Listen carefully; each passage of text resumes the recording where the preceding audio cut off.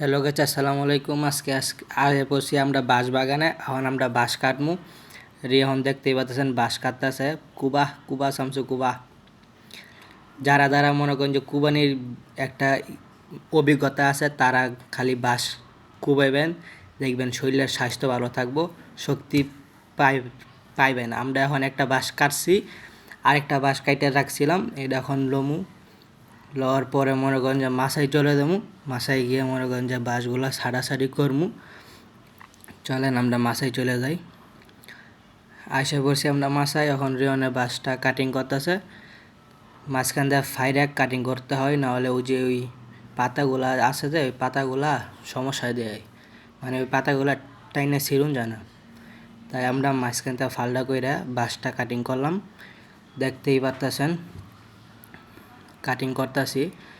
অবশেষে একটা কমপ্লিট হয়েছে, আরেকটা পরে রয়েছে সাথে, সমস্যা নাই। একটা কাটিং কইরা তারপরে মনে করেন যে আরেকটা লমু। দেখেন ওই কত সুন্দর দেখতে পাচ্ছেন, একবারে মুলামের মতো। আরেকটা কাটিং করতেছে, দেখতেই পাচ্ছেন।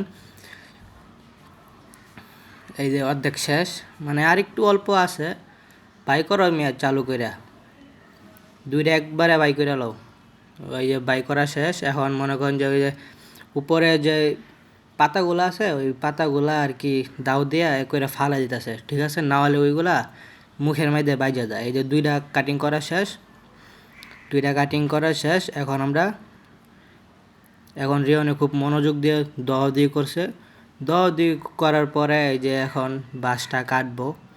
বাঁশ তো আপনারা সবাই কুড়াল দেখাচ্ছেন। এখন আজকে জীবনে প্রথমবার আমরা বাঁশ কাটমু, তাও বডি দাও দিয়া। বাঁশটা দুইটা কাটাকাটি কমপ্লিট। এখন দেখতেই পাচ্ছেন আমাদের বাঁশগুলো কত সুন্দর সুন্দর হয়েছে, ঠিক আছে? আর আমরা চুলাই মানে সিদ্ধ করার লাগে বয়া দিছি, সিদ্ধ কমপ্লিট। এখন আমরা একটা কড়াইয়ের মধ্যে তেল দিয়া, পেঁয়াজ দিয়া, লাড়াচাড়া দিয়া বাঁশগুলো আপনাদেরকে আবার দেখাইতেছি। লাড়াচাড়া দিবেন ঠিক মতন, লাড়াচাড়া দিয়া তারপরে আদা, জিরা, রসুন, পেঁয়াজ এগুলা সব কিছু একবারে কমপ্লিট করে দিবেন। দিয়া লং, তেজপাতা, দারচিনি সব কিছু দিয়া লাড়াচাড়া দিয়া একটু পানি দিয়া তারপরে আপনার মনে করেন যে মশলা, মুরগির যেই মশলাগুলো দেয় ওই মশলাগুলো দিয়ে ভালোভাবে মনে করেন যে একবারে নিখুঁতভাবে কষাইবেন, ঠিক আছে? মশলাটা এমন কষাইয়া একবারে কালা বানাই ফেলবেন। কালা বোনা করতেছেন আপনারা, বাঁশ দিয়ে কালা বোনা খাইবেন কি একবারে মনে করেন যে আর কিছু কোন যাইতো না। আপনারা যখন করবেন তখনই বুঝতে পারবেন। আপনারা পরিমাণ মতো পানি দিয়ে দিবেন, আপনারা যেমন ঝোল চান তেমন দিয়ে দিবেন।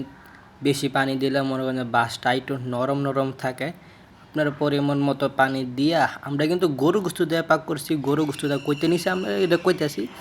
গরু গোস্তটা আমরা একটা আন্টির পাতিল থেকে নিজের মনে করে আমরার পাতিলে মনে করেন 2-3-4 টুকরা দিয়া দিছি।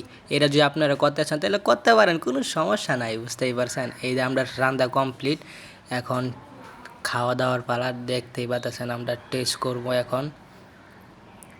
গাইস, টেস্ট করার পরে এত স্বাদ লাগছে, আমি খায় তো একবারে মনে করেন ফিদা হয়ে গেছে। অমৃত খাচ্ছি, ঠিক আছে? অমৃত। আজকের ভিডিওটা এই পর্যন্তই। আল্লাহ হাফেজ। লাইক, কমেন্ট, শেয়ার করবেন সবাই প্লিজ।